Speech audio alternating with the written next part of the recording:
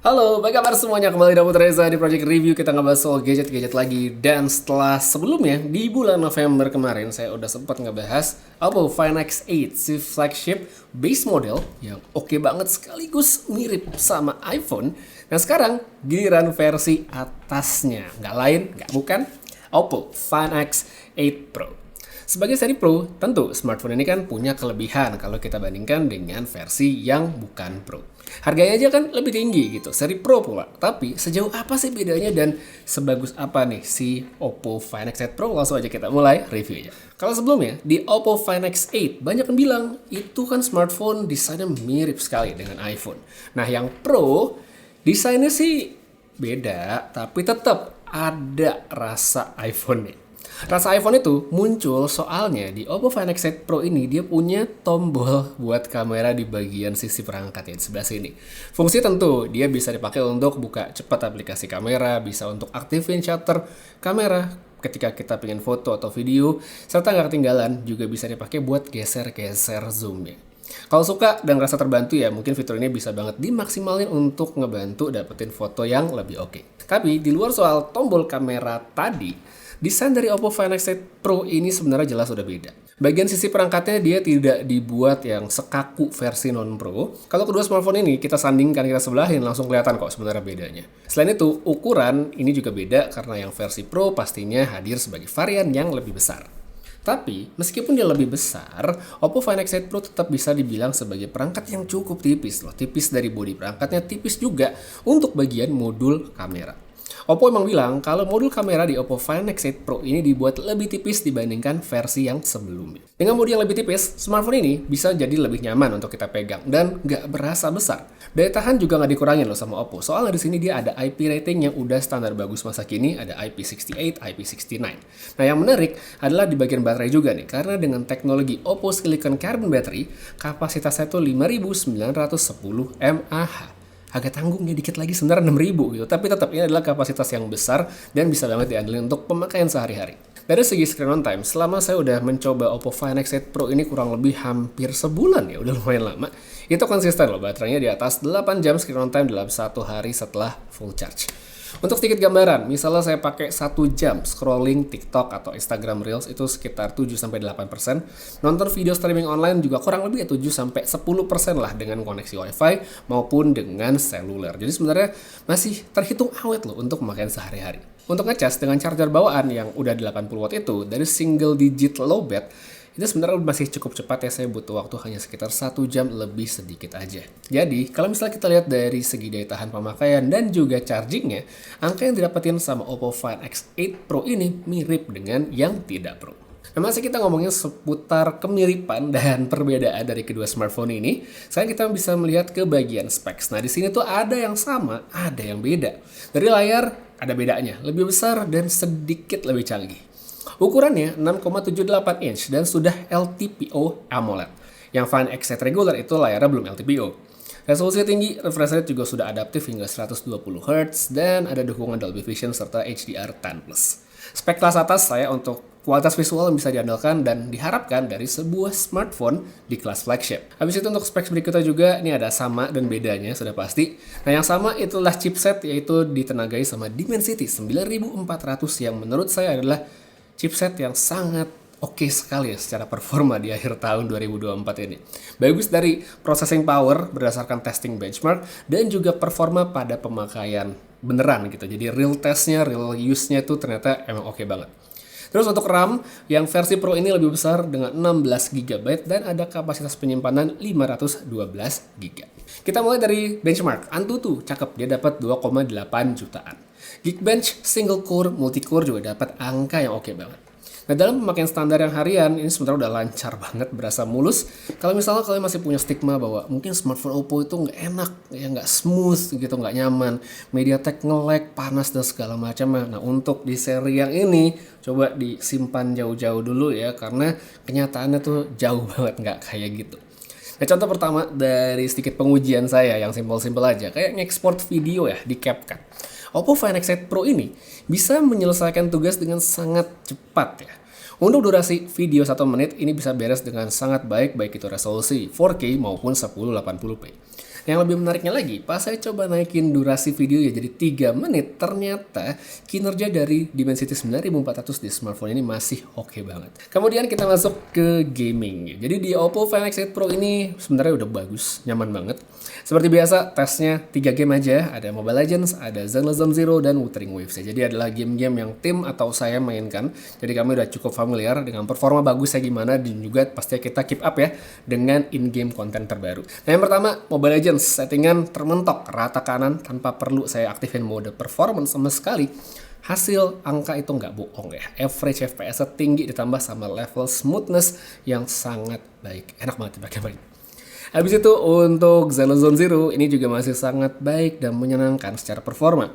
Mulus, responsif pada mayoritas skenario pemakaian, ini bisa dihandle dengan sangat baik. Satu lagi, Wuthering Waves dengan setting grafis terbaik yang disediakan oleh gamenya. Dimensity 9400 kembali tidak mengecewakan. Ini masih nyaman banget dimainin, udah pasti. Tapi kalau untuk stay terus-terusan di 60 fps sih belum ya. Nggak apa-apa banget menurut saya, karena secara tingkat grafis, game yang satu ini tuh emang agak ekstra. Oh ya, sebelum lupa, kita masuk soal suhu juga nih, karena tadi abis kita testing game. Selama saya percobaan dengan 3 game yang tadi, hasilnya oke banget ya, sangat nyaman. Angetnya pun itu paling tipis-tipis doang gitu, nggak ada yang perlu sampai pakai kipas sampai overheat, nggak ada. Palingnya ya suhunya tuh 41, 42, 43, tapi nggak pernah lebih dari itu. Jadi dari segi suhu aman juga. Selain dari segi performa hardware yang tadi udah bagus ya, udah enak dari Dimensity 9400-nya. Untuk software di sini saya juga bisa kasih highlights tersendiri ya untuk si ColorOS 15 yang menurut saya memang layak dikasih nilai plus. Secara tampilan, dia udah semakin bagus, lebih familiar, animasinya berasa sekali smooth, dan yang terpenting adalah sudah mulai ditambah dengan fitur-fitur AI. Ini sebenarnya udah sempat saya singgung ya sebelumnya di reviewnya Oppo Find X8 yang regular. Ada berbagai macam fitur AI untuk membantu misalnya kita buat moles tulisan atau bikin caption sosial media. Udah support bahasa Indonesia, bahkan untuk pembuatan caption sosmed tadi, dia bisa loh untuk keep up dengan tren seperti misal hashtag. Misalnya saya coba minta bikinin caption nonton Timnas Indonesia gitu di stadion. Nanti di caption itu dikasih hashtag Timnas Day yang otomatis langsung ada. Terus buat yang mungkin belum tahu, tapi saya yakin juga sebagian tahu ya. Jadi di Oppo Find X8 series ini, Oppo tuh seperti menjembatani ya koneksi dengan iPhone. Jadi ada fitur yang namanya share with iPhone. Jadi misalnya kita pengen share foto, share video, kita pencet share, itu bakal ada opsinya share with iPhone. Jadi kalau kita yang punya Oppo mencet, dia bakal memunculkan QR code, dan yang punya iPhone bisa scan QR code tersebut untuk diarahkan download aplikasi O+ Connect. Sebenarnya ya metode ini tuh bukan via AirDrop. Mungkin kita kebayang bahwa ini bisa connect sesama AirDrop, nggak kayak gitu. Tapi ini adalah metode Wi-Fi direct. Jadi bisa dilihat saat proses share data, iPhone yang dipasangkan sama smartphone Oppo itu bakal pindah network ke Wi-Fi yang disediakan oleh smartphone Oppo. Jadi ini dipakai Wi-Fi direct, tapi tetap menurut saya adalah fitur yang sangat menarik untuk memudahkan share file antar kedua platform ini. Habis itu untuk bagian foto, ya di sini juga ada berbagai fitur ekstra dengan menggunakan AI, seperti fitur untuk najemin foto, berguna saat kita pengen nambah detail sedikit dari hasil cropping foto. Terus ada juga fitur remove reflection untuk menghilangkan gangguan pada saat kita foto dari balik kaca. Ini bukan fitur yang benar-benar magic sih ya, jadi kalau misalnya pantulan di kacanya itu agak lebay, tetap nggak akan bersih 100%. Tapi kalau cuma sedikit-sedikit aja sebenarnya masih bisa diberesin. Sekarang baru deh kita masuk atau ngomongin bagian yang berbeda dibandingkan sama Oppo Find X8 yang biasa, yaitu kameranya. Walaupun bentuk kameranya sama, ya masih sama-sama bulat, masih sama-sama Hasselblad, tapi di smartphone ini di bagian belakang dia punya setup 4 kamera. Lensa utamanya itu pakai lensa Sony LYT808 dengan 50 megapiksel, terus ada ultra wide-nya 50 megapiksel juga, terus untuk telefoto atau tepatnya periscope itu dikasih 2 kamera. Ada yang 73 mm alias 3x, dan satunya lagi adalah 6x atau setara 135 mm. Nah, untuk masing-masing itu resolusinya 50 megapiksel ya, jadi sebenarnya udah cukup gede. Mode foto yang disediakan sama seperti Oppo Find X8 ya, termasuk untuk 3 pilihan scene, yaitu ada stage, ada backlight, dan juga fireworks. Kalau di akhir tahun 2024 ini, kalian sedang mencari sebuah smartphone dengan kamera yang bisa memberikan hasil memuaskan, sebenarnya si Oppo Find X8 Pro ini udah selayaknya masuk list untuk kalian pertimbangkan. Hasil foto-fotonya itu sosmed ready, alias untuk pengguna casual mungkin nggak perlu banyak edit-edit lagi. Dari lensa utama, performa dan detailnya tertangkap dengan baik ya, entah itu benda maupun subjek orang. Mau kita foto makanan, foto action figure kesayangan, kita punya hewan peliharaan, atau mungkin orang-orang di sekitar kita, ya si Oppo Find X8 Pro ini udah bisa diandalkan. Contoh, saya kasih lihat dari sampel yang berikut ini, processingnya ya mungkin ada, bisa kelihatan bagi sebagian orang, tapi secara umum sebenarnya hasilnya masih oke banget loh. Untuk warna, overall Oppo Find X8 Pro ini punya kecenderungan warna yang lebih ke arah natural, tapi dia tuh nggak yang flat banget. Ada waktunya juga sih dia kelihatan punya saturasi yang agak tinggi, tapi masih di taraf yang aman dan nggak lebay. Lensa ultrawide dari smartphone ini oke, ya, tapi belum sesuatu yang spesial kalau menurut saya. Cuma kalau misalnya buat dipakai foto yang lebih lebar, mungkin kita ada landscape atau apapun ya pas lagi liburan, nggak masalah banget. Kemudian untuk lensa telefoto atau tepatnya periskop, ya di sini ada dua range jangkauan yang berbeda yang sebenarnya akan sangat ngebantu pada pemakaian masing-masing. Untuk yang 3X ini menurut saya oke banget untuk foto jarak menengah alias yang nggak jauh-jauh amat. Lagi-lagi, misalnya buat foto benda ini hasilnya bagus, range-nya juga ideal untuk foto subjek orang sekaligus mode portrait. Ini hasilnya cukup konsisten kalau menurut saya dengan detail yang cukup terjaga. Mode portraitnya juga mayoritas bisa ngasih hasil yang rapi, ya miss tentu masih bisa kelihatan ya kalau misalnya kita pixel peeping banget, kita zoom banget, kita lihat detail-detailnya, tapi untuk kebanyakan orang kalau nggak segitunya sih nggak bakal kelihatan. Habis itu untuk yang jarak 6x ya ini juga kan lebih jauh gitu. Tapi menurut saya ini masih bisa dioptimize lagi sama Oppo karena sekarang saya lihatnya masih ada sedikit kurang konsisten. Kalau misal dipakai untuk ngelihat sesuatu yang jauh, misal kita pengen ngelihat layar, mungkin papan menu di restoran atau papan pengumuman dan detail-detail kecil dari benda yang tidak terlalu jauh, ini sebenarnya masih oke. Kayak sekarang saya tunjukin ini, ada tulisan di bohlam atau layar TV pesawat yang ada di row paling depan, ya itu masih kelihatan dengan sangat baik.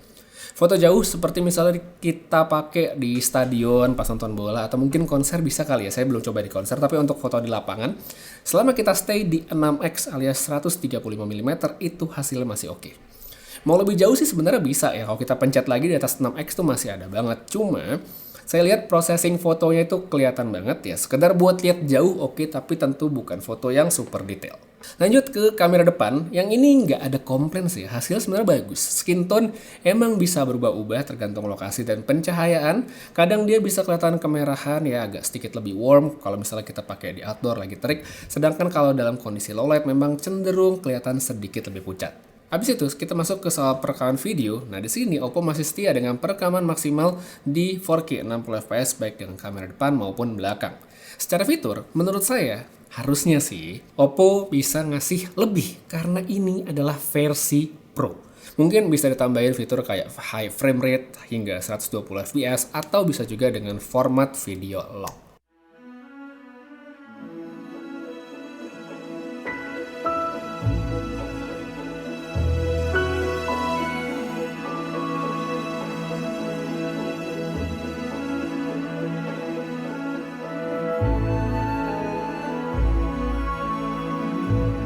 Oke, mumpung lagi liburan, sekarang kita coba ini kamera belakang dari sampelnya si Oppo Find X8 Pro. Kondisinya sih pagi hari sebenarnya, tapi dia nggak terang. Ya lagi agak berawan, ya berawan sedikit karena lagi turun salju di sini.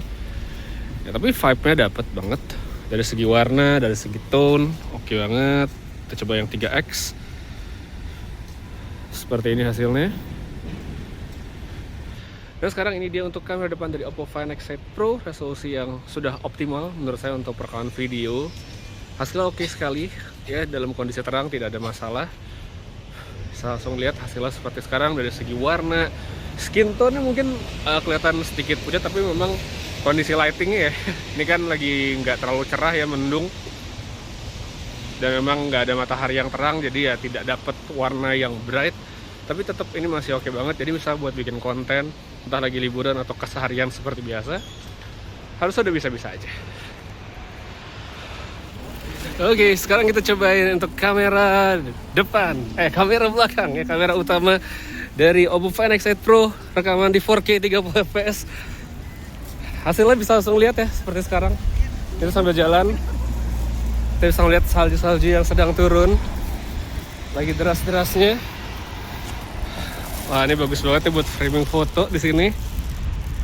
Wah, Ini dia untuk 1x, kalau kita geser ke 3x hasil seperti ini ya, lebih dekat lagi. Kita coba ke 6x, hasilnya seperti ini. Oke, ini dia untuk sampelnya yang kamera belakang. Sekali kita coba pindah kamera depan. Dan sekarang ini untuk kamera depan si Oppo Find X8 Pro. Ya, lagi salju lagi turun. Ini yang lagi kondisi terangnya seperti sekarang ya. Ini terang banget sih, ada lampu di depan saya. Jadi untuk pencahayaan harusnya nggak ada masalah. Tapi kita bisa lihat bagaimana detail-detail mungkin dari di belakang tuh. Salju-saljunya turun, hasilnya seperti apa. Audio bisa langsung didengar.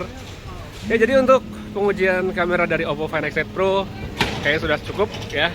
Kesimpulannya adalah kameranya oke sekali untuk konten dan segala macamnya. Jadi kalau kalian lagi mencari smartphone baru di akhir tahun 2024, ini ada salah satu yang menurut saya recommended banget. Ya, jadi overall nih ya untuk kesimpulannya, kalau misalnya di tahun 2024 ini, Oppo Find X8 Pro menurut saya udah layak banget masuk top ranking lah untuk salah satu smartphone terbaik yang rilis resmi di Indonesia. Poin-poin plus itu menurut saya terdeliver dengan baik, mulai dari performa, ini saya suka banget, baterai besar, dan tidak ketinggalan bagian kameranya.